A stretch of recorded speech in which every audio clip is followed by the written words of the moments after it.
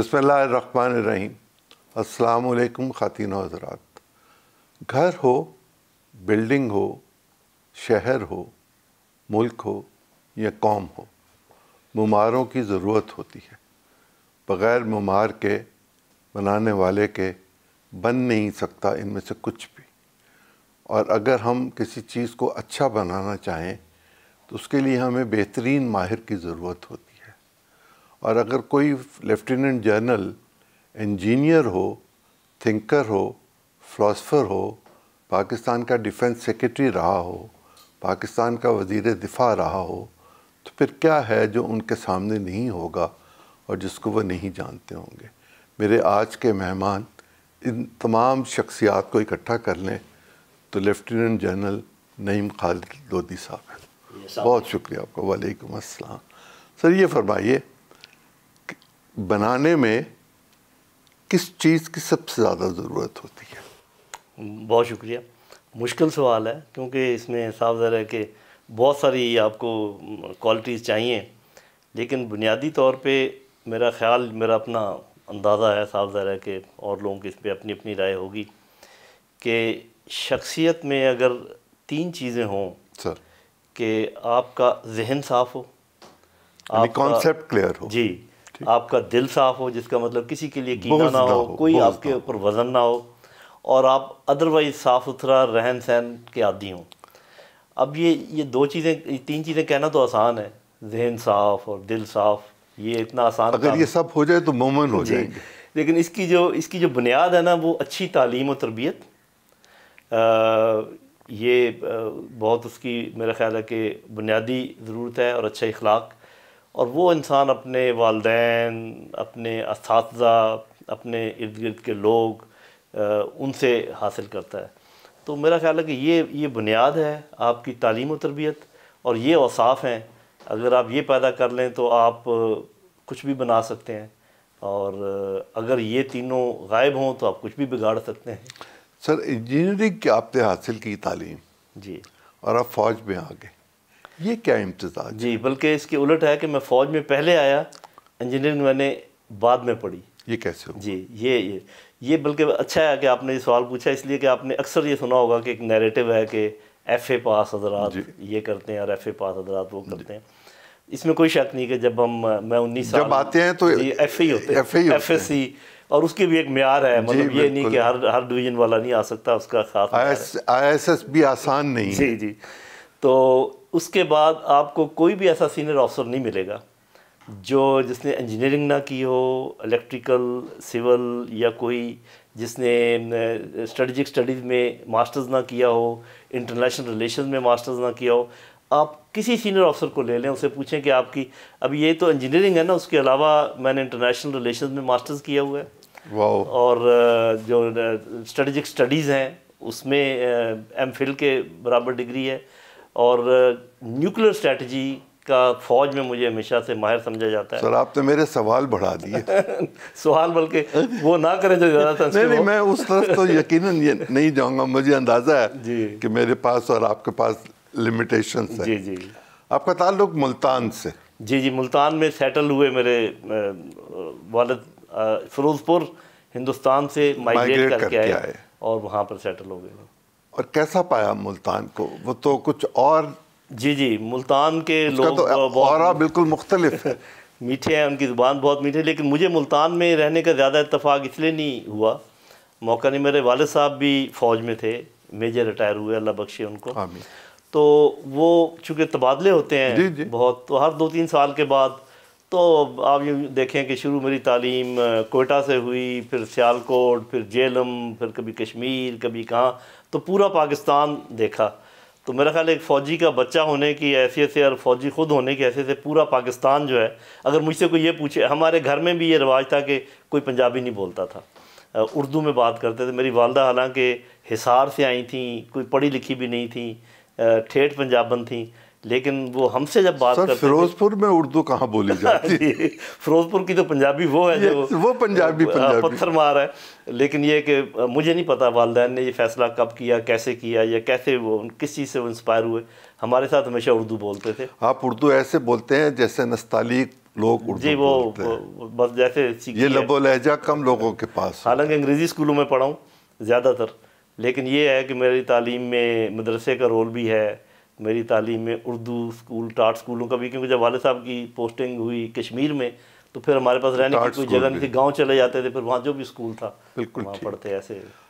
تو فوج میں آنے کا کہاں سے خیال آیا اور کیوں آیا؟ جی فوج میں اصل میں والد کی وجہ سے جی وہ تو اپنی ذاتی خواہش؟ وہ تو ایک تھا، ان کا انفلوئنس تو تھا ہی. میں بنیادی طور پہ انجینئر ہی بننا چاہ رہا تھا اور اسی کی ہمیشہ خواہش کا اظہار کیا تھا. تو انہوں نے انڈیکیٹ کیا والد صاحب نے کہ یہ ممکن ہے کہ آپ فوج میں بھی چلے جائیں اور انجینئر بھی بن جائیں. تو میں اس پر بہت خوش ہوا. تو یہ ایک اور انجینئرنگ میں کیا شعبہ تھا آپ کا؟ Civil engineering. سول انجینئر واقعی بنانے والے؟ ہاں جی، لیکن جو فوج کے سول انجینئر ہیں وہ بڑے خطرناک کام کرتے ہیں، جیسے مائنے بچھانا، سرنگیں، بارودی سرنگیں، پلوں کو اڑانا. سر وہ تو فوج کا کام اور بنانا بھی، اور دھماکے کرنا اور دھماکے روکنا بھی. تو یہ اس قسم کا وہ تو زندگی کا لازمی حصہ ہے، اس کا ساتھ ہے. سول انجینئر کے بارے میں یہ کہا جاتا ہے کہ وہ اینٹ پر اینٹ رکھ کے آہستہ آہستہ بلڈنگ کو تعمیر کرتا ہے. جی آپ کی اپنی شخصیت کی جو بلڈنگ ہے اس میں سب سے زیادہ کردار کس چیز کا تھا؟ جی ایک یہ سول انجینئر کے ایک تو یہ آپ نے خاصا بتایا نا، لیکن وہ بنیاد پر بہت زور دیتے ہیں. آپ نے بھی بنیاد کا کہ وہ دیوار اینٹ پہ اینٹ تب رکھتے ہیں جب نیچے بنیاد بڑی اسٹرانگ بنا لیتے ہیں. تو جب بھی کوئی کہیں آپ کو یہ لگے کہ بنیاد مضبوط نہیں ہے تو سول انجینئر کبھی خوش نہیں ہوتا. یہ تو ویسے فروئی بات ہوگی. میرا خیال ہے کہ میری زندگی بنانے میں صاف ظاہر اللہ تعالیٰ کا تو احسان ہے ہی، خاص احسان ہے اس کا، اس میں کوئی شک و شبہ نہیں ہے. میرے والدین، میرے اساتذہ اور میرے وہ بزرگ جن کے ساتھ میں اٹھتا بیٹھتا تھا، دوست احباب، رشتہ دار، سبھی کا ایک رول ہے، پورے معاشرے کا رول ہے اس بلڈنگ کو بنانے میں. اگر میں کسی قابل ہوں یا رہا ہوں تو میرا خیال ہے کہ والدین کی دعائیں، اساتذہ کی تعلیم، معاشرے کی تربیت، وہ سب کچھ اس میں تھا. اسی لیے تو آج میں بہت حیران ہوتا ہوں جب میں یہ دیکھتا ہوں کہ ہمیں تو بتایا جاتا تھا کہ جب بڑے موجود ہوں تو کیسے بات کرنی ہے، جب چھوٹا خاموش بیٹھا رہے گا سنے گا کیسے بات، بڑا یہاں تک کہ ہمارے بچوں کو شاید پتہ بھی نہ ہو کہ پلنگ پہ جب بیٹھیں، جب بڑا بیٹھا تو آپ نے کس طرف پاؤں کی طرف بیٹھنا. جی تو آج کل تو میں حیران ہوتا ہوں جب میں دیکھتا ہوں کہ آپ کے اتنے سینئر لوگ، عمر میں بھی بڑے، عہدوں میں بھی بڑے، ٹھیک ہے ان سے غلطیاں ہو سکتی ہیں، کچھ بھی غلط کام بھی ہو سکتے ہیں، لیکن انسان ہے سر، لیکن ان کے ایسی باتیں کرنا، ایسے القاب سے ان کو بلانا، اس طریقے سے پیش آنا، اور یہ بھول جانا کہ کل میں نے بھی اسی قسم کا سفر طے کرنا ہے اور یہ ضرور چیز لوٹ کر آئے گی. اور یہ زندگی کا ایک لیسن میں اپنے نوجوانوں کو ضرور بتانا چاہوں گا کہ یہ جو کرما ہے یہ گھوم کر آپ کے پاس، یہ تو پہیہ ہے سر، یہ گھوم کر آپ کے پاس آتا ہے، ہر صورت آتا ہے. جی بالکل آتا ہے. کتنے بچے ماشاءاللہ آپ کے؟ 2 بیٹے ہیں جی میرے، اللہ تعالیٰ کے فضل و کرم سے. ایک انجینئر ہے اور ایک ڈاکٹر ہے. انجینئر فوج میں ہی تھا پہلے، اب وہ میجر ریٹائر ہوا، اس نے چھوڑ دی فوج، ابھی اپنا کام کاج کرتا ہے.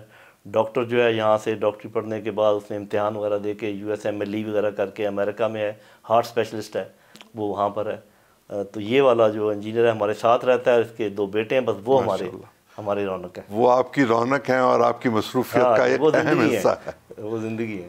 یہ فرمائیے کہ جب آپ فوج میں تھے تو وہ کون سا پیریڈ تھا جس پہ سب سے زیادہ مشقت کرنی پڑی؟ دیکھیں سب سے زیادہ مشقت تو PMA میں ہی ہوتی ہے. وہ تو بہت وہ فزیکل مشقت ہے، اس میں اتنی ذہنی دباؤ نہیں ہوتا، لیکن فزیکل پریشر بہت ہوتا ہے. ذہنی طور پہ بھی آپ کی تربیت کرتے ہیں اور جسمانی طور پہ آپ کو مضبوط کرتے ہیں. لیکن جب آپ کمانڈز میں آتے ہیں، سب سے پہلی کمانڈ آپ کی جو امپورٹنٹ ہوتی ہے وہ کمانڈنگ آفیسر، لیفٹیننٹ کرنل کے طور پہ آپ کو اس میں بہت انیشیٹو دیا جاتا ہے. آپ کو ایک ہدف دے دیا جاتا ہے کہ آپ نے یہ کام کرنا ہے، یہ وسائل ہیں، یہ ٹائم ہے، اور پھر آپ کرتے ہیں. اسی طریقے سے بریگیڈیئر اور پھر جنرل. تو میں سمجھتا ہوں کہ میرے لیے ایک تو بریگیڈیئر کا جو عہدہ تھا جس میں میں خضدار میں بریگیڈ کمانڈ کر رہا تھا جی، جو کہ لڑائی کے لیے آزاد کشمیر میں آیا ہوا تھا، اس کی کمانڈ ایک اچھا دونوں مشکل علاقے، بڑا ڈیمانڈنگ تھا. اور کور کمانڈر بھی جب میں بہاولپور میں تھا تو وہ ایک ایسی جگہ ہے جہاں پر دشمن ہمیشہ ہم یہ ایزیوم کرتے ہیں کہ وہاں حملہ کرے گا، کیونکہ کھلے اسپیسز ہیں، وہ جہاز استعمال کر سکتے ہیں، ٹینک جو ان کے اسٹرینتھ ہے وہاں پہ استعمال کر سکتے ہیں. لیکن یہ کہ اللہ تعالیٰ کے فضل و کرم سے ہم کبھی نہ گھبرائے، اور نہ کبھی یہ سوچا کہ دشمن بڑا ہے یا ہم کمزور ہیں. کمزور ہم تھے ہی نہیں کبھی. تعداد میں ضرور کمزور رہے ہیں، مقدار میں آپ کہہ سکتے ہیں، لیکن ٹریننگ میں، ایون اکوپمنٹ میں. اور یہ میں سمجھتا ہوں کہ اپنی قوم کو میں سلام پیش کرتا ہوں کہ انہوں نے ہمیشہ یہ خیال رکھا کہ ہمارے پاس اکوپمنٹ کے پوائنٹ آف ویو سے ماڈرن وارفیئر کے ہر چیز موجود ہو. سر اس پہ بعد میں آتا ہوں، ذرا میں اس سوال کو پورا کروں. یہ دو مشکل دور تھے، لیکن ایک تھوڑا سا جب بعد میں اگر میں کہوں وہ پھر بعد کی باتیں، کیونکہ جب یونیفارم اتار دیا پھر بھی مشکلات میں گرا رہا، لیکن اللہ کا فضل ہے. میرے علم میں ہے، مجھے تھوڑا سا اندازہ ہے سر، آپ پاکستان کے ڈیفنس سیکریٹری رہے. جی. آپ سے زیادہ تو کوئی نہیں جانتا کہ پاکستان کے ڈیفنس کے پیرامیٹرز کیا ہونے چاہیے. جی کسی حد اور تک. ڈیفنس منسٹر بھی آپ رہے. جی. آپ فوج کے 3 ستاروں والے یا 3 سٹار والے جرنیل رہے. کور کمانڈرز کی میٹنگ میں آپ حصہ ہوتے تھے. اسٹریٹجک سٹڈیز میں بھی آپ موجود ہوں گے. خود بھی آپ پیپر کبھی نہ کبھی لکھتے ہی ہوں گے. میں ان پیپرز کے بارے میں بھی آپ سے چاہوں گا سوال کرنا. فرمائیے کیا پیرامیٹرز ہیں؟ دیکھیں بات یہ ہے کہ جو بنیادی بات ہے، جو دفاع ہے ملک کا، وہ کئی چیزوں پر منحصر ہے. اور پھر یہ ہے کہ آپ نے دفاع کرنا کہ اس پر ہم بعد میں آتے ہیں. اور ایک ضروری چیز یہ ہے کہ آپ نے اپنے لیے کتنے دشمن پیدا کیے اور کتنے دوست پیدا کیے ہیں. مطلب اگر آپ کی فورن پالیسی ٹھیک نہ ہو تو آپ اپنی فوج کے لیے مشکلات پیدا کر سکتے ہیں. اگر آپ کی اکانومی ٹھیک نہ ہو تو آپ مشکلات پیدا کر سکتے ہیں. اگر آپ کی اندرونی پالیٹکس میں ٹھہراؤ نہ ہو تو آپ اپنے فوج کے لیے مشکلات پیدا کر سکتے ہیں.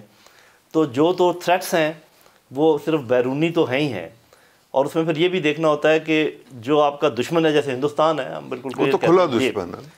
ہندوستان جو آپ کا دشمن ہے اس نے کس طریقے سے اپنے آپ کو استوار کیا دنیا میں، اور آپ نے جو مقابلہ کرنا ہے جس اتنے بڑے آپ کے لوگوں نے آپ کے ملک کو کیسے استوار کیا، کون آپ کا دوست ہے، کون آپ کا دوست نہیں ہے، آپ کی معاشی حالت کیا ہے، آپ کے اندرونی حالات کیسے ہیں، آپ نے ارد گرد کے ملکوں کے ساتھ کیسے تعلقات رکھے ہوئے ہیں. تو اگر ہر چیز نیگیٹو ہو، خدا نخواستہ کہ ادھر بھی دشمن ادھر بھی دشمن، سر ہماری صورتحال تقریباً ایسی ہی ہے. جی دیکھیں نا، ہندوستان تو دشمن ہوا، چلیں کوشش کرتے رہتے ہیں، بات کر لیں، یہ کر لیں. اب میں صاحب ذرا ہے کہ اپنی ایکسپرٹیز سے باہر نہیں نکلوں گا، لیکن آپ ضرور یہ سوال کر سکتے ہیں، لوگوں سے پوچھ سکتے ہیں جو لوگ اس میں بھی، آپ نے افغانستان سے کیوں دشمنی پیدا کر رکھی؟ اگر وہ اپنی بچیوں کو نہیں پڑھاتے، وہ ایک ملک ہے، میرا کیا تعلق، جو مرضی کریں اپنے ملک، لیکن آپ نے تو ان کے ساتھ تعلقات پیدا کرنے ہیں نا. اسی کے ایران ہے، وہ ٹھیک ہے ہمارے اوپر دباؤ، پھر آپ نے یہ دیکھنا ہے کہ جو دباؤ ہے وہ آپ کے لیے اس کو مان لینا آپ کے لیے زیادہ آپ کے انٹرسٹ میں ہے، یا دباؤ نہ ماننا آپ کے انٹرسٹ میں ہے، آپ کیا کریں گے. تو میرا خیال ہے کہ پہلے بڑے جو ملک ہیں انہوں نے ہمارے اندر کچھ کمزوریاں پیدا کی ہیں، پھر ان کمزوریوں کو استعمال کر کے ہمیں اس پوزیشن میں لے آئے ہیں کہ ہم بڑے پریشانی میں ہیں، جس کی وجہ سے دفاع کے اوپر بہت پریشر آ گیا ہے، اندرونی اور بیرونی. سر آپ کو یقیناً یاد ہوگا، آپ کے علم میں ہوگا کہ جب پاکستان بنا تو پاکستان کے حصے میں کتنے فوجی آئے، چھوٹے بڑے جرنیل نیچے تک، کتنے فوجی ٹوٹل آئے؟ جی بس آپ یوں سمجھیے کہ اگر 10 دیکھا جائے کہ ٹوٹل اگر 10 اثاثے تھے تو آپ یوں سمجھیں کہ پاکستان کے پاس 1 آیا اور ہندوستان کے پاس 9 گئے. اس کے اندر جو اسلحہ بنانے کی فیکٹریاں، نیوی، ایئر فورس اور آرمی سب شامل. تو آپ یوں سمجھیں کہ کچھ بھی نہیں تھا، بہت کم تھا. تو اگر میں یہ کہوں کہ ایک ڈویژن سے بھی کم فوج ٹوٹل، یعنی کہ ٹوٹی پھوٹی بٹالینز اور تھوڑے سے کوئی توپ خانہ، کچھ انجینئر کی 1 آدھ یونٹ، اس قسم کا ماحول تھا کہ اگر آپ بالکل اس کو ملا جلا لیں تو ایک ڈویژن سے بھی کم فوج بنتی ہے. تو ہم کیسے بچے رہے؟ ایک تو اللہ تعالیٰ کا کرم تھا، دوسرا میرا خیال ہے کہ دشمن کے اوپر ابھی وہ دشمن خود بھی چونکہ اس پروسیس میں تھا، وہ خود اپنے آپ کو بنا رہے تھے، اور شاید کچھ لوگ اکٹھے رہے تھے اتنی ایسے، ان کا خیال تھا کہ خود بخود ہی پاکستان معاشی وجوہات کی بنا پر ٹوٹ پھوٹ کا شکار ہو جائے گا اور خود بخود ہمارے ساتھ آ کے مل جائے گا. یہ بھی کچھ وجوہات تھیں، کچھ اللہ تعالیٰ نے ان کے دل پہ روب ڈالے رکھا، کچھ ہمارے جو لوگ تھے جس میں بہت سویلین بہادر لوگ شامل ہوئے. یہ شروع میں کشمیر میں، گلگت بلتستان کو جس طریقے سے لوگوں نے آزاد کروایا اور وہاں کی ملیشیا نے آزاد کروایا، جیسے ہمارے کشمیری مجاہدین اور جو ساتھ ہمارے دوسرے پٹھان بھائی تھے انہوں نے مل کے وہ سری نگر کی طرف جا رہے تھے، اس کا ایک بہت بڑا امپیکٹ تھا۔ سر ہم سری نگر کیوں نہ جا سکے؟ اس لیے کہ ہمارے راستے میں کوئی رکاوٹ تو بظاہر نہیں، رکاوٹ بن گئی تھی جب پہلے جا رہے تھے، رکاوٹ نہیں تھی جب تک کہ ہندوستانی فوج اتر نہیں گئی، ریگولر فوج، کہ یہ تو ریگولر لوگ تھے، ان کے پاس توپ خانہ نہیں تھا، ان کے پاس ہوائی جہاز نہیں تھے، تو پکی گنیں لے کے جا رہے ہاں جی، تو وہ 303 ایک بلٹ والی، اور پھر آپ کو وہ پتہ ہے کہ جب جو ہمارے اس وقت آرمی چیف انگریز تھے وہ فوج کو آنے نہیں دیتے تھے، انہوں نے فوج اتار دی۔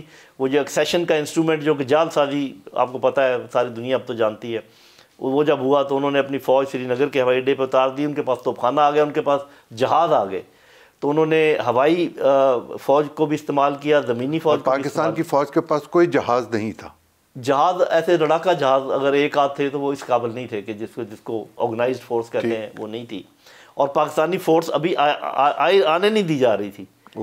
وہ تو پھر ایسا ہوا کہ جب وہ فوج آ گئی اور صاف ظاہر پیش قدمی رک گئی، کیونکہ وہ تو ریگولر فوج تھی، ان کے پاس ہتھیار بھی زیادہ تھے، پھر اپنے طور پہ پاکستانی فوج نے یہ فیصلہ کیا کہ ہم اپنے رضاکار بھیجیں گے جو کہ یونیفارم اتار کے سول کپڑے پہن کے کچھ فوجی جائیں گے۔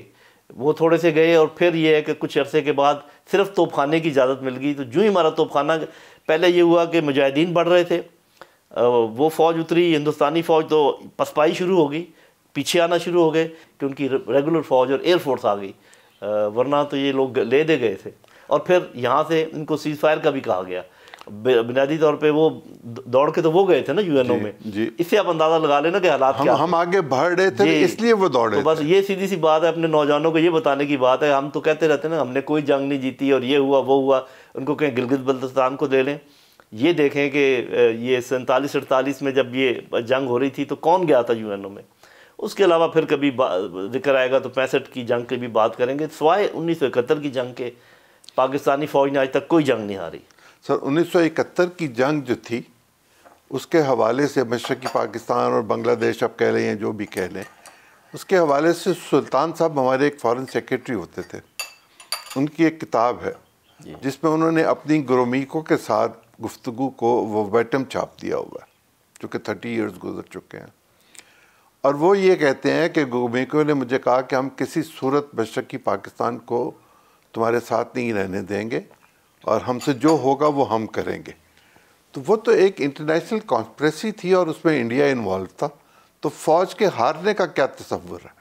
ہاں آپ صحیح کہہ رہے ہیں، وہ میں کہتا ہوں نا بعض اوقات جب فوج کے لیے ایسے حالات پیدا کر دیے جائیں نا کہ وہ جنگ جیت نہیں سکتی، جب آپ جنگ کی بات کرتے ہیں تو آپ اچھی طرح سمجھتے ہیں، سامعین دیکھنے والوں کو بھی، ناظرین کو پتہ ہونا چاہیے کہ اس کے ہمیشہ پولیٹیکل اہداف ہوتے ہیں۔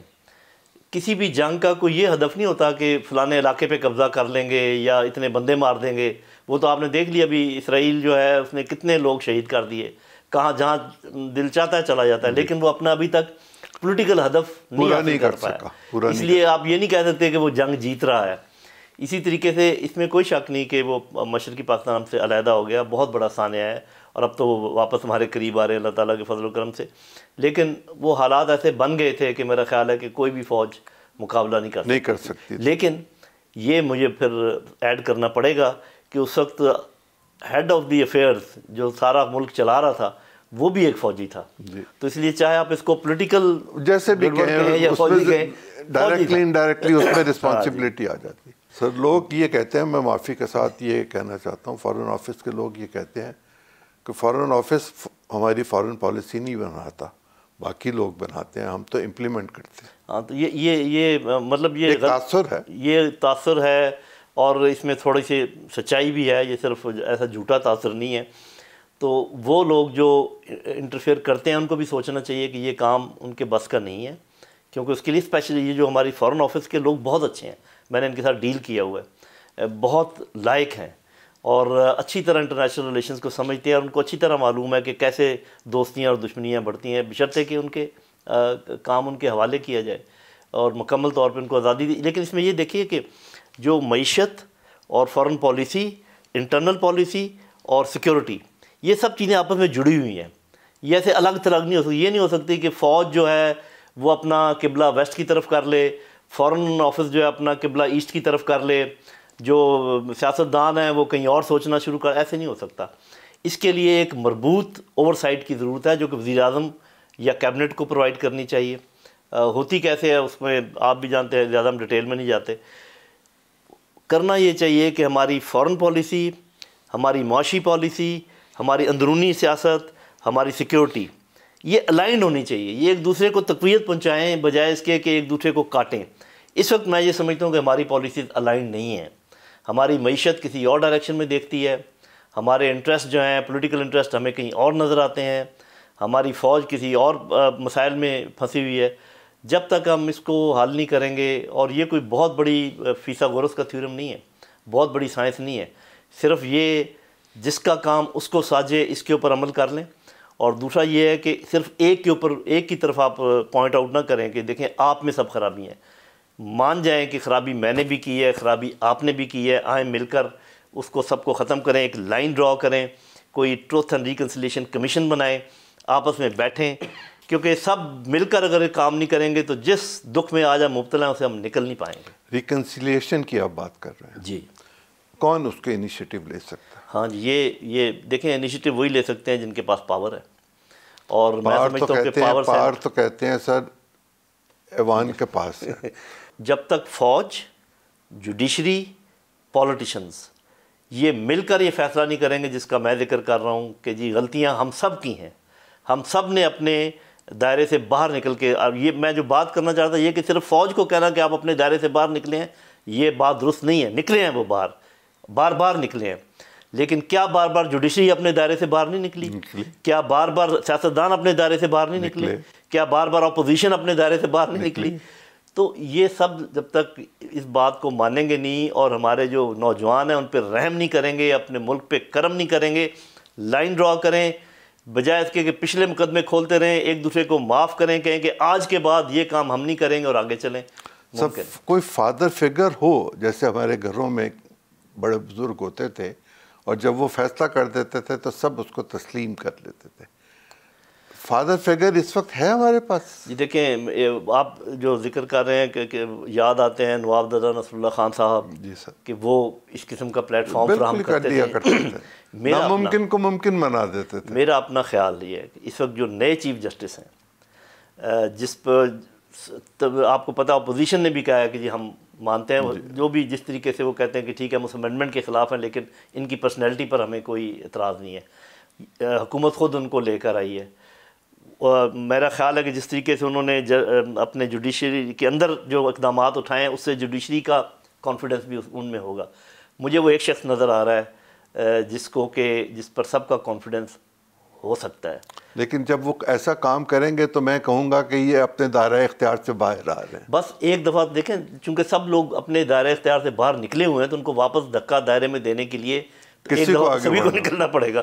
میرے اپنے خیال میں یہ جو ہے ہماری نیشنل سیکیورٹی کمیٹی کا پلیٹ فارم، جی، جس کو ٹھیک ہے ہیڈ تو پرائم منسٹر کرتے ہیں، لیکن ان کے پاس یہ پاور ہے کہ وہ کسی کو بھی بلا سکتے ہیں. ایک تو ہے نا اس کے ممبر جن کو آنا ہوتا ہے وہ بلا سکتے ہیں. ان کو چاہیے کہ تمام چیف جسٹسز کو بلائیں. میں ہر ہائی کورٹ کی بات کر رہا ہوں اور چیف جسٹس سپریم کورٹ کی بات کر رہا ہوں. اس کے علاوہ تمام بڑی پارٹیز کے جو ہیڈز ہیں ان کو بلائیں، جیسے یہ لوگ اپنی گول میز کرتے ہیں تمام کسی بھی بڑے ایشو جی بڑے ایشو پر. اور میں تو سمجھتا ہوں کہ اچھے بیوروکریٹس، ٹاپ کے پولیس کے آفیسرز اور کچھ سول سوسائٹی کے لوگ جن میں یہ آپ کے خاص کر جو اکانومی سے تعلق رکھنے والے، جو ٹریڈ سے تعلق رکھنے والے، ان کو بیٹھ کر 20-25 لوگ بیٹھیں اور یہ فیصلہ کریں کہ اس ملک کو آگے کیسے چلانا ہے. جیسے چل رہا ہے ایسے نہیں چل سکتا. سر، قومی اسمبلی کی عدم موجودگی میں تو یہ کام ممکن ہے.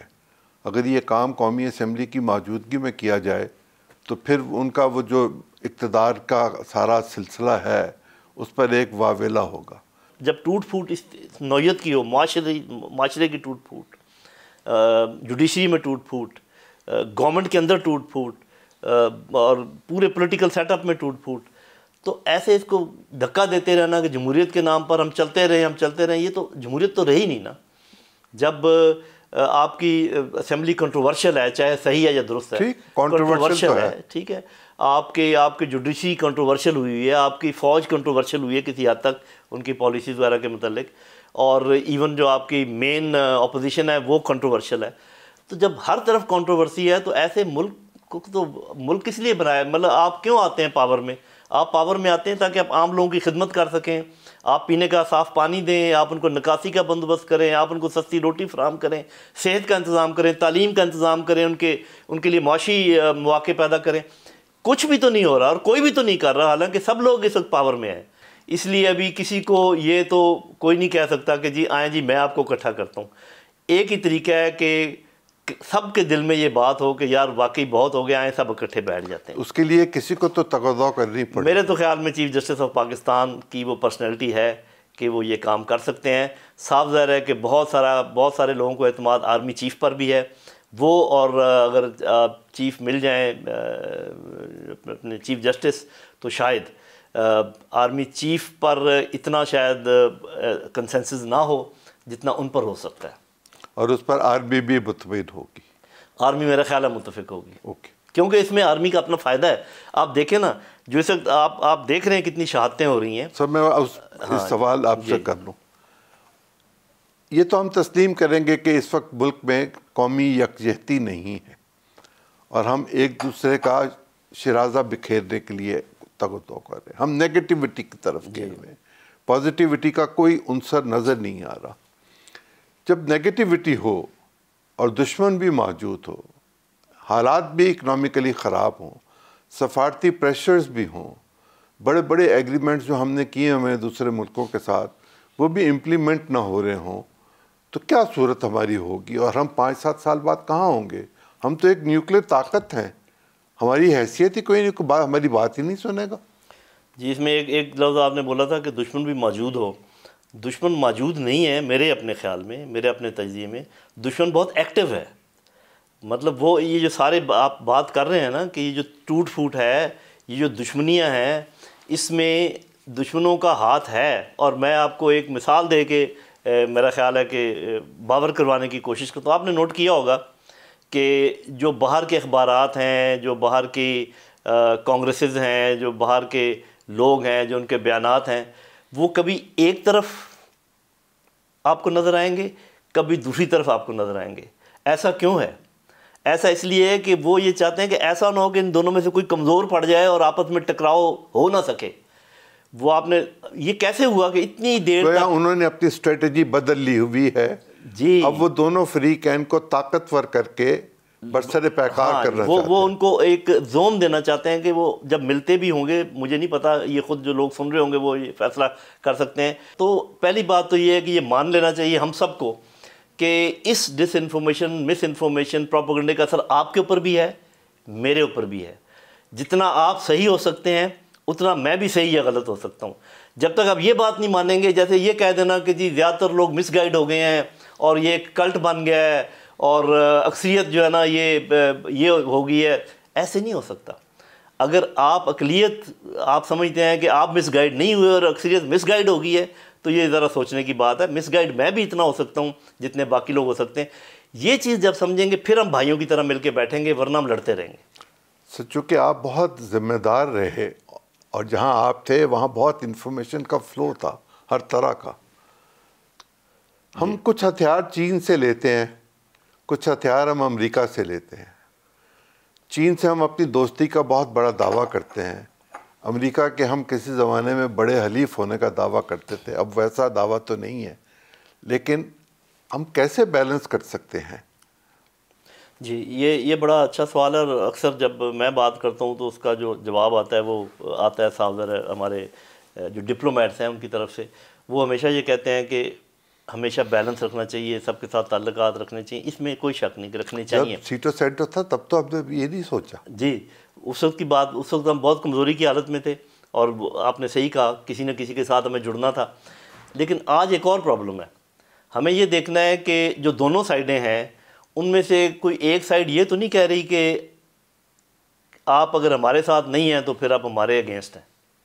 If you are not with us you are against. یہ تو ہمیں کہا گیا یہ تو تحریری طور پر تو کتابوں میں بھی موجود ہے، زبانی بھی بتایا یہ ہماری آج کی مشکل یہ ہے. دیکھیں دو مشکلات پیدا ہو چکی ہیں. ایک تو یوکرین کی جنگ اور مڈل ایسٹ کی جنگ کسی سائڈ پہ بیٹھ نہیں رہی، ان کا اونٹ بیٹھ نہیں رہا، پتہ نہیں چل رہا کون جیتے گا کون ہارے گا، ورنہ ہمارے لیے بڑی آسانی ہوتی جیتنے والے کے ساتھ کھڑے ہو جاتے. لیکن ہمیں یہ پتہ ہے کہ جو ہوا چل رہی ہے اور جو رخ ہے اکانومی کا اور پولیٹکس کا وہ ایسٹرن علاقے کی طرف جا رہا ہے. لیکن ویسٹ نے ہمیں ایسے پکڑا ہوا ہے، اس طریقے سے ہمارے آپ سمجھیں کہ نتھ ڈالی ہوئی ہے کہ ہم سانس بھی نہیں لے پاتے. اب ہمیں کسی ایسے دلیر لیڈر کی ضرورت ہے، ایسے لیڈرشپ کی ضرورت ہے جو کہ فوج میں بھی ہو سکتی ہے، سول میں بھی ہو سکتی ہے، پولیٹیشین بھی ہو سکتے ہیں، ججز بھی ہو سکتے ہیں، مل کے بھی یہ کر سکتے ہیں، جو کہیں انف از انف، ہم اپنا انٹرسٹ دیکھیں گے، ہمیں ابھی کسی اور کی خدمت نہیں کرنی ہے، ہم نے خدمت بہت کر لی ہے. کیونکہ اب آپ کو جب ہم یہ کہیں گے، میں معافی چاہتا ہوں، جب ہم یہ کہیں گے تو وہ جو 4 پیسے ہمیں ملتے ہیں یا اسسٹنس ملتی ہے یا ہمارا جو باقی سارا سلسلہ ہے وہ اس کو روک دیں گے اور دنیا کے باقی اداروں سے بھی کہیں گے کہ آپ ذرا کٹ آف کر لیں یا بیک آؤٹ کر لیں، پھر ہم کہاں جائیں گے؟ جی بس یہ بات ہے. پھر یہ ہوگا کہ آپ اور میں یہ چائے نہیں پی سکیں گے کیونکہ پتی باہر سے امپورٹ ہوتی ہے، لیکن یہ شکر یہیں پر بنتی ہے اور کہوہ ہم پھر بھی پی سکیں گے. لسی بھی تو ہم پی لیتے ہیں. لسی بھی پی سکتے ہیں. تو اگر ہم اپنے جو وسائل ہیں ان کے اندر رہنا سیکھ لیں تو میرا خیال ہے کہ یہ ممکن ہے. ایک دن تو آپ کو یہ، اور جو دیر ہوگی تو آپ کے لیے اس میں سے نکلنا مشکل ہوتا جائے گا اور آپ ذہنی طور پہ اور معاف ہوتے جائیں گے. میں سمجھتا ہوں کہ ہمارا ملک غریب نہیں ہو سکتا. اگر آپ اپنی زراعت کو دیکھیں، ٹھیک ہے ہم اپنا ہر چیز پیدا نہیں کر سکتے، خوردنی تیل نہیں پیدا کرتے، لیکن باقی ہر چیز پیدا کرتے ہیں. فروٹ دیکھ لیں، معدنیات دیکھ لیں، ہمارے لوگ دیکھ لیں جو کام کرتے ہیں. ابھی اس کمرے میں جہاں بیٹھے ہوئے ہیں، یہ ٹیبل، یہ کرسی، یا یہ جو گھر بنا ہوا ہے، یہ سارے ہمارے اپنے لوگوں نے بنایا ہے. اینٹیں ادھر بنتی ہیں، سیمنٹ ادھر بنتا ہے، گندم جو ہم کھاتے ہیں ادھر پیدا ہوتی ہے. کیسے ہو سکتا ہے کہ میرا ملک غریب ہو؟ ہمیں غریب کیا گیا ہے. ہمیں یہ باور کرایا گیا کہ آپ کسی کام کے لوگ نہیں ہیں، آپ بکھرے ہوئے. ہم قوم ہیں اور ہمارے آپس میں جڑنے کے بے شمار چیزیں موجود ہیں، لیکن ہمیں یہ بتایا جا رہا ہے اور پھر ہم خود اس میں شامل ہو گئے. آپ نے دیکھا ہوگا کہ ہندوستان میں کوئی ایک اچھائی ہو اس کو 1000 سے ملٹیپلائی کرتے ہیں، ہم میں کوئی ایک برائی ہو اس کو 1000 سے ملٹیپلائی کر کے پیش کرتے ہیں. اس سے ہمیں نکلنا پڑے گا، اپنے اوپر اعتماد کرنا پڑے گا، اپنا انٹرسٹ دیکھنا پڑے گا. اگر کوئی چھوڑتا ہے ہمیں چھوڑے، ہم اپنے اوپر اعتماد کر کے آگے بڑھ سکتے ہیں انشاءاللہ. اس کے بغیر گزارا نہیں ہے. اس کے لیے کنسنسس چاہیے، کنسنسس چاہیے. اور میرا خیال ہے، میں اب یہ بات کروں گا کڑوی لگے گی، کہ ہمارے غریب لوگ یا ایون مڈل کلاس میں یہ کنسنسس ہے. یہ ہمارے اشرافیہ کا پرابلم ہے کہ وہ کہتے ہیں نہیں جی نہیں، یہ ہو گیا تو وہ ہو جائے گا، وہ ہو گیا تو یہ ہو جائے گا. سر ہماری مڈل کلاس کو انصاف تو نہیں ملتا. بالکل نہیں. انصاف بھی پاکستان میں کسی اور طرح سے ملتا ہے. فیصلے مل جاتے ہیں، انصاف کے لیے لوگ چیخ و پکار کرتے ہیں، پھانسی چڑھ جاتے ہیں اور پھر بری ہو جاتے ہیں. یہ ہمارے ہاں کئی دفعہ ہوا. جب انصاف ہی نہ مل رہا ہو تو نیشن بلڈنگ کیسے ہوگی؟ آپ صحیح کہہ رہے ہیں. دیکھیں بات یہ ہے کہ میری اپنی سمجھ کے مطابق، اور وہ میں چونکہ اتنا سوشل سائنٹسٹ تو دعویٰ نہیں کرتا، کہ آپ کے گورننس سے ریلیٹڈ جتنے ایشوز ہیں جس میں انصاف بھی ہے، تعلیم بھی ہے، صحت بھی ہے، یہ اس وقت تک آپ یہ کام کر ہی نہیں سکتے جب تک آپ اپنے صوبوں کو مینیجیبل سائز اور پاپولیشن کے لحاظ سے چھوٹا نہ کریں، انتظامی طور پر انتظامی صوبے چھوٹے نہ بنائیں، جب تک آپ جو لوکل گورنمنٹس ہیں ان کو امپاور نہ کریں، لوکل گورنمنٹس کو وسائل بھی اپنے خود پیدا کرنے کی اہلیت دیں اور اپنے کام بھی خود کرنے کو کہیں. وہ ادھر نہ دیکھیں، بجائے اس کے کہ ٹیکس سارا پہلے میں جمع کروں اور پھر میں آپ کو بانٹوں فقیروں کی طرح. وہ ٹیکس جمع کریں اور ہمیں دیں سینٹر کو کہ یہ بچ گیا، آپ کا حساب لیں. تو دنیا کے اکثر ممالک میں یہ موجود ہے کہ لوکل گورنمنٹ ٹیکس اکٹھا کرتی ہے، وہ صوبے کو یا کاؤنٹی کو دیتی ہے اور وہاں سے فیڈریشن کو جاتا ہے. جی یہاں فیڈریشن اکٹھا کرتی ہے، صوبے کو وہ NFC کے ذریعے دے دیتی ہے اور صوبہ کنسالیڈیٹڈ فنڈ سے ختم ہو جاتا ہے، آگے دیتا ہی نہیں ہے. بس یہ آپ نے ہٹ کیا ہے نیل کو. یہ ہے. باقی ہمیں جوڑنے کی چیزیں کیا کہنی ہے. اردو زبان پورے پاکستان میں سمجھی جاتی ہے، بولی جاتی ہے. ہمارا جھنڈا ہے، ہمارا قومی ترانہ ہے، ہمارا کھانے پینے کا سٹائل. آپ خیبر سے لے کے سندھ تک چلے جائیں، وہ سندھی بریانی ہوگی، وہ قابلی پلاؤ ہوگا، ہمارا ہوگا ایک جیسا. باقی کوئی پیدا ہوتا ہے جو ہمارے فنکشن ہے، جو فوت ہوتا ہے جو ہمارے فنکشن ہے، جو ہم دعائیں کرتے ہیں، سب ایک جیسی ہیں. ہم ایک قوم ہے، شلوار قمیض پہنتے ہیں، ہاں کسی کی ٹوپی اور ہے کسی کی، اس سے کوئی فرق نہیں پڑتا. تو اور غصے میں جب آ جائیں تو اگلے کو گھر تک پہنچاتے ہیں، جب کسی کی مہمانداری کرنی ہو تو بالکل لیٹ جاتے ہیں، ہر پورا اپنا کام. یہ سب چیزیں ہماری کامن ہیں. صرف یہ ہے کہ ہم میرا خیال جس وعدے پہ ہم نے یہ ملک لیا تھا اللہ میاں سے، اس وعدے سے ہم پھر گئے ہیں، انحراف کیا ہے، اور اس کی ہمیں سزا مل رہی ہے. ہمیں واپس وہاں جانا پڑے گا، ہمیں سود فوری طور پہ ختم کرنا پڑے گا. یہ جو ہمیں لالی پاپ دیا گیا نا کہ 2030 میں ختم کر دیں گے، 28 میں، جب آدھی برانچیں پہلے سے موجود ہیں تو باقیوں کو کنورٹ کرنے میں میرا نہیں خیال کہ 2 سال سے زیادہ کا ایسا زکوٰۃ اور عشر کا نظام آپ قائم کریں. آپ فصلوں پر عشر لیں، آپ لوگوں سے زکوٰۃ لیں، اور یہ لوکل گورنمنٹ لے، ان کو پتہ ہے کہ کس سے زکوٰۃ لینی ہے کس سے نہیں لینی ہے. آپ قصاص کا، کان کے بدلے کان، آنکھ کے بدلے آنکھ، گھنونے جرائم کی سزا موت، یہ آپ کر دیں. جو لوگوں کا حق بنتا ہے وراثت کے اوپر، کون آج اب بہنوں کو وراثت نہیں ملتی، آپ ماؤں کو کچھ نہیں دیتے، ان کو اکثر ان کو نکال دیتے ہیں. ان چیزوں کو اگر آپ انشور کر لیں، اللہ تعالیٰ کے احکامات پر عمل شروع کر دیں، آپ قوم بھی ایک بن جائیں گے، اور برکتیں ایسی اتریں گی کہ یہاں پر نہریں بہیں گی دودھ اور پانی. وہ چیز جس پر ہم یہ کہتے ہیں کہ ہمارا ایمان ہے، اس پر عمل کرنا شروع کر دیں. جی، ایمان اصل میں ہوتا ہی وہ ہے جو آپ کرتے ہیں، ایمان وہ نہیں ہوتا جو آپ کہتے ہیں. میری زبان تو اور طرح سے بات کہتی ہے سر. جب میں کرنے لگتا ہوں تو میں کہتا ہوں کہ اچھا اگر بہن کو دے دیا تو جہیز دیا تھا، اب میں بہن کو کیوں دوں؟ جی. اور ہمارے خاندان سے زمین باہر کیوں چلی جائے. اور ہم نے یہ بھی لکھا ہوا ہے دستور میں کہ اسمبلی اکارڈنگ ٹو قرآن چلے گی. نہیں چل رہی، بالکل نہیں. ہم انحراف پر ہیں، اسی کی سزا بھگت رہے ہیں. اور اللہ میاں نے کہا کہ پھر میں تمہارے اندر نفاق پیدا کر دیتا ہوں. ایگزیکٹلی جو اللہ تعالیٰ نے قرآن میں کہا ہے کہ جب تم نافرمانی کرو گے میں تمہارے اندر نفاق پیدا کر دیتا ہوں، وہ پیدا ہو گیا. ہر جگہ نفاق پیدا ہو گیا، نفاق افراتفری پیدا. ہاں جی، سوسائٹی میں، جوڈیشری میں، عوام اور آرم فورسز کا آپس میں، اور یہ ساری چیزیں ان کو واپس آ جائیں گی، برکت آئے گی. آپ اللہ تعالیٰ کے احکامات پر چلیں، آپ ایک دوسرے سے پیار محبت بڑھائیں، آپ ایک دوسرے کو معاف کر دیں، ایک لائن کھینچیں، آگے چلیں. کیا آپ کے خیال میں نیا عمرانی معاہدہ چاہیے یا اسی پر کام ہو سکتا ہے؟ دیکھیں جی، یہ کوئی معاہدہ برا نہیں ہے. کانسٹیٹیوشن کیونکہ صحیح طریقے سے تو ابھی اس پر عمل ہوا نہیں ہے. بس آپ نے وہ پہلے دباچے میں تھا، آبجیکٹیو ریزولوشن ابھی تو حصہ ہے اس کا، عمل کریں نا. اب دیکھیں، اگر آپ کا کانسٹیٹیوشن کہتا ہے کہ انٹرم سیٹ اپ اتنے دنوں کا ہوگا، اتنے عرصے کے بعد آپ کے انتخابات ہوں گے، لوگوں کی سیٹیں اس طریقے سے بانٹی جائیں گی. جب آپ اس کی کوئی بات مانتے ہی نہیں تو پھر وہ تو یہ نہیں ہے. اس عمرانی معاہدے کو میں بالکل بلیم نہیں کرتا، اس پر عمل ہی نہیں ہوا. کیا کیا جائے؟ وہی ٹروتھ اینڈ ریکنسیلیشن مانا جائے. سر اس میں تو پھر آ کے کہنا پڑے گا کہ ہاں میں نے یہ کیا تھا اور میں اس پہ معافی چاہتا ہوں. میرا خیال ہے کہ پبلک پریشر بس یہی ہونا چاہیے. اگر پبلک نے کوئی پریشر ڈالنا ہے، یہ طرح طرح کے پریشر ڈالتے ہیں نا، کبھی ادھر اکٹھے ہو جاتے ہیں، وہ کرتے ہیں. ایک ہی پریشر ڈالیں کہ آپ سب قصوروار ہیں، آپ بیٹھیں ادھر اور آپ کوئی فیصلہ کر کے نکلیں. آپ پاکستان کے لیے سوچیں، آپ عوام کے لیے سوچیں. سر آخری حصے میں آپ سے یہ پوچھنا چاہتا ہوں، دہشت گردی، انتہا پسندی کا ہمارے پاس کیا علاج ہے؟ دیکھیں جی، انتہا پسندی اور انتہا پسندی کے بعد دہشت گردی شروع ہوتی ہے. پہلے تو میں درونی پہلے بات کر لوں کہ وہ تو پھر تعلیم اور انصاف دو چیزیں ہیں، دونوں کا فقدان ہے. آپ نے انصاف کی بات کی، معاشرتی انصاف جس میں ایک دوسرے کی عزت، معاشی انصاف جس میں سب کے لیے برابر مواقع، اور ویسے بھی سماجی انصاف جو ہے. یہ دیکھیں، یہ جو اپنی انسرجنسی ہے یا یہ جو ٹیررزم ہے، اس کی 3 جہتیں ہیں. ایک تو وہ ہے جس کو آپ سیاسی، معاشی، معاشرتی جہت کہیں. لوگ متنفر ہیں، لوگ ناراض ہیں، چاہے صحیح یا چاہے غلط، یا امپریشن ہے ان کو، یا ان کا ایک کانسیپٹ ہے، پرسیپشن ہے. اس کو ٹھیک کرنے کے لیے تو آپ کو پولیٹیکل اقدامات کرنے پڑیں گے. اس کے لیے پیار، محبت، یہ میں کہا کرتا ہوں کہ یہ لوہار کا کام نہیں ہے کہ کیل ملے اور ٹھوک دو. یہ سنار کا کام ہے جس میں چھوٹا چھوٹا کام ذرا دھیان سے کرنا پڑتا ہے. اس کے بعد یہ تو ہے آپ کا سیاسی اور معاشرتی کام جو کہ پیورلی سیاستدانوں کو کرنا چاہیے، یا جو لوگ اس معاملے کو سمجھتے ہیں ان کو کرنا چاہیے. دوسرا کام ہے ہارڈ کور ملیٹنٹس کے ساتھ لڑائی، جنہوں نے بندوقیں اٹھا لی ہیں ملک کے خلاف، ریاست کے خلاف.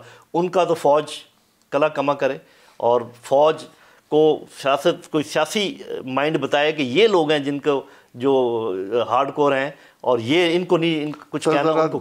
ایک مشکل سا سوال میں اجازت پہلے میں تیسری جہد کا ذکر کر دوں. یہی بات ہماری آگے چلے گی.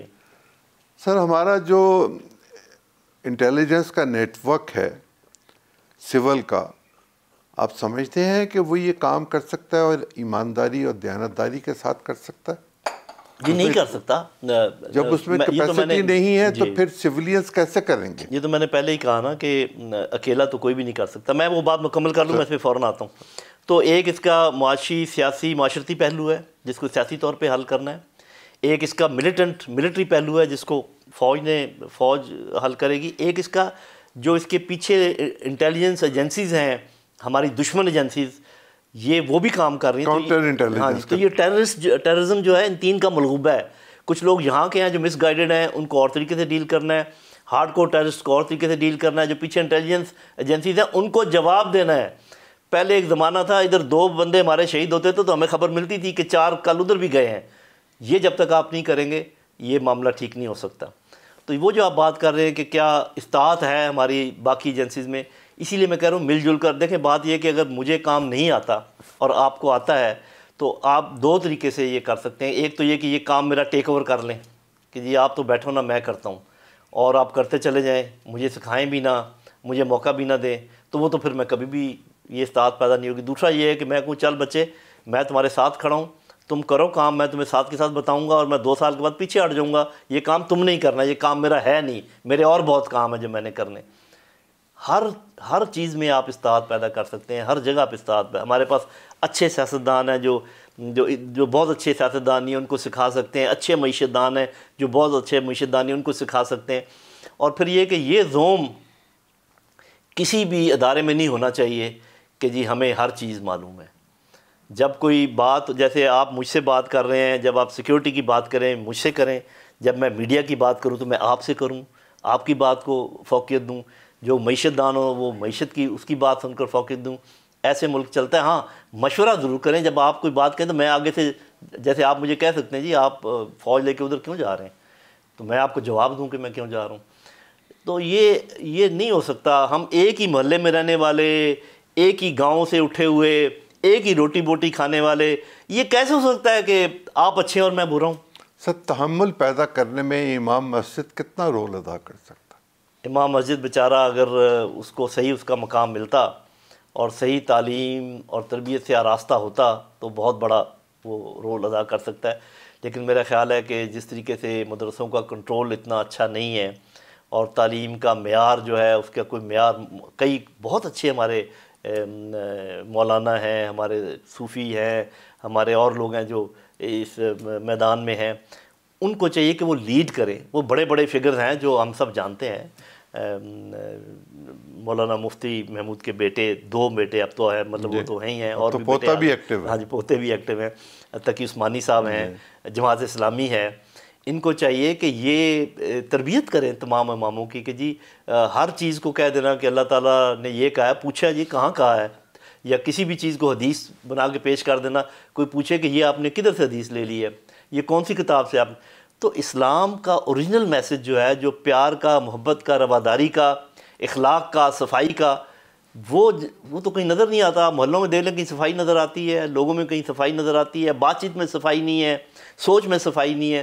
تو سب سے پہلی چیزیں جو اسلام نے ہمیں سکھائی ہیں وہ تو یہ کہ سیدھی بات کرو، صاف بات کرو، خود صاف رہو، محلے کو صاف رکھو، ارد گرد کے لوگوں کی مدد کرو، غریبوں کا ہمدرد بنو. وہ اگر نظر نہ آئے تو باقی آپ اذانیں دیتے رہیں، نمازیں پڑھتے. میرا آپ سے آخری سوال، جی آپ پاکستان کا مستقبل کیسا دیکھتے ہیں؟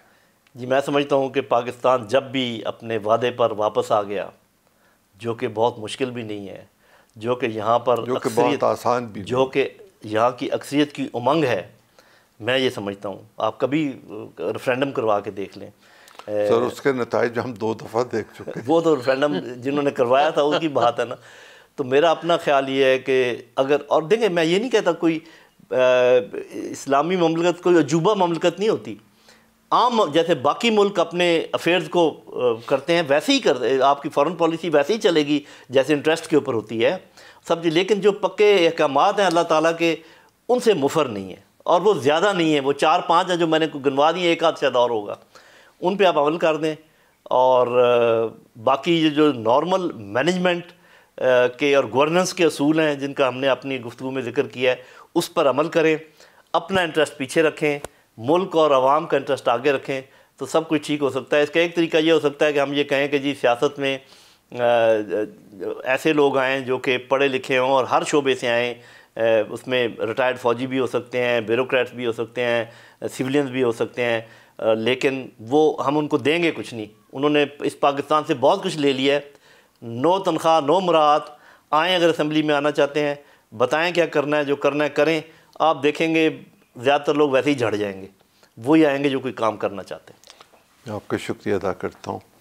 خواتین و حضرات، ایک معمار، سول انجینئر، فوجی، انٹرنیشنل ریلیشنز کو جاننے والا، دفاعی امور کا ماہر شخص ہمارے ساتھ جو گفتگو کر رہا تھا وہ لیفٹیننٹ جنرل نعیم لودھی خالد صاحب تھے۔ میں ان کا شکریہ ادا کرتے ہوئے آپ سے اجازت چاہتا ہوں، اگلے پروگرام میں پھر ملاقات ہوگی۔ بہت شکریہ۔